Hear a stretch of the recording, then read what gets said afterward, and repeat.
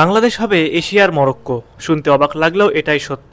আগামী ৩-৪ বছরের মধ্যে বাংলাদেশ দক্ষিণ এশিয়া তো বটেই, পুরো এশিয়াতে একটি টপ টিম হিসেবে রাজত্ব করবে। ২০২২ বিশ্বকাপে যেমন চমক দেখিয়েছে মরক্কো, ঠিক তেমনি বাংলাদেশও প্রস্তুত হচ্ছে হামজা সামিদ কিউবাদের নিয়ে সেরকমই একটি চমকের। বাংলাদেশের ফুটবলে আগে যা ঘটেনি তাই ঘটতে যাচ্ছে এবার। বাংলাদেশের সামনে রয়েছে বিশ্বকাপে খেলার সুবর্ণ সুযোগ। বাংলাদেশকে বিশ্বকাপে খেলতে হলে এশিয়ার র্যাঙ্কিং এর শীর্ষ ৭ নম্বরের ভিতর থাকতে হবে। যদি বাংলাদেশ এশিয়ার টপ 7 এর ভিতর আসতে পারে তাহলে সরাসরি বিশ্বকাপে কোয়ালিফাই করবে বাংলাদেশ। হয়তো আপনারা মনে করছেন এটা বাংলাদেশের পক্ষে সম্ভব না, কিন্তু বর্তমানে বাংলাদেশ দলের দিকে একটু তাকালে বুঝতে পারবেন যে বাংলাদেশের পক্ষেও বিশ্বকাপ খেলা সম্ভব। তবে সেই প্রসেসটি এতটাও সহজ হবে না, কেননা বাফুফেতে এখনো রয়ে গেছে সিন্ডিকেটের কালো হাত। একটু পেছনে ফিরলেই দেখতে পারবেন যে বাংলাদেশ স্বাধীন হবার পর থেকে ফেডারেশন এবং ক্লাবগুলো চালিয়েছে চোর ডাকাতের মতো লোকজনেরা। তারা ফেডারেশন কিংবা ক্লাবের সাইনবোর্ড ব্যবহার করে বড় হয়েছে ঠিকই, কিন্তু দেশের ফুটবলকে বানিয়েছে ফকির। দীর্ঘ 16 বছর অবৈধভাবে বোর্ড পরিচালনা করেছে সালাউদ্দিনের বোর্ড প্যানেল। তবে বাংলাদেশের রাজনৈতিক পট পরিবর্তন হওয়ার পর থেকেই দেশের ফুটবলেও পরিবর্তন লক্ষ্য করা যাচ্ছে।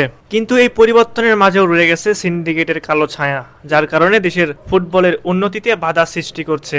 বেশি দূরে যেতে হবে না, গত কয়েকদিন আগেই দেশের ফুটবলে ঘটে গেছে এক অনাকাঙ্ক্ষিত ঘটনা। বাংলাদেশের কোচ হ্যাভিয়ার ক্যাবরেরার সিন্ডিকেটের বলির পাটা হয়ে দল থেকে বাদ পড়েছেন ওয়ার্ম আপ ম্যাচে হ্যাটট্রিক করা ফাহমিদুল ইসলাম। বাংলাদেশ ফুটবল ফেডারেশনের সিন্ডিকেটের কালো হাত যে কত লম্বা সেটা ফাহমিদুলকে বাদ দেওয়ার পর তা আবারও প্রমাণিত হয়েছে। মূলত ফেডারেশন এবং ক্যাবরেরার জন্যই বাংলাদেশে না এসে ইতালিতে ফিরে গেলেন প্র্যাকটিস ম্যাচে হ্যাটট্রিক করা ফাহমিদুল। আর সেই জন্যই সবাই এই কোচকে অপসারণের দাবি তুলেছেন। ফুটবল সমর্থকদের দাবি, এই কোচকে অপসারণ না করলে ফাহমিদুলের মতো অনেক ফুটবলারই হারিয়ে যাবে। কেননা যেখানে মাত্র 17 বছর বয়সে দুনিয়া কাঁপাচ্ছে লামিন ইয়ামাল, অপরদিকে 18 বছর বয়সে অবহেলিত বাংলাদেশের তরুণ প্রতিভা ইতালিয়ান ফুটবলার ফাহমিদুল ইসলাম। এই ঘটনার পর অবশ্য চুপ করে বসে নেই দেশের ফুটবল সমর্থকরা, প্রতিবাদ চালিয়ে যাচ্ছে সব সময়। বাংলাদেশ থেকে সিন্ডিকেট মুক্ত না করা পর্যন্ত এই প্রতিবাদ চলতেই থাকবে। বাংলাদেশ থেকে সিন্ডিকেট যতদিন না পর্যন্ত মুক্ত হবে ততদিন পর্যন্ত দেশের ফুটবলে কোনো উন্নতি লক্ষ্য করা যাবে না। আর সেই জন্য সমর্থকদের সবসময় প্রস্তুত থাকতে হবে দুর্নীতির প্রতিবাদ করার জন্য।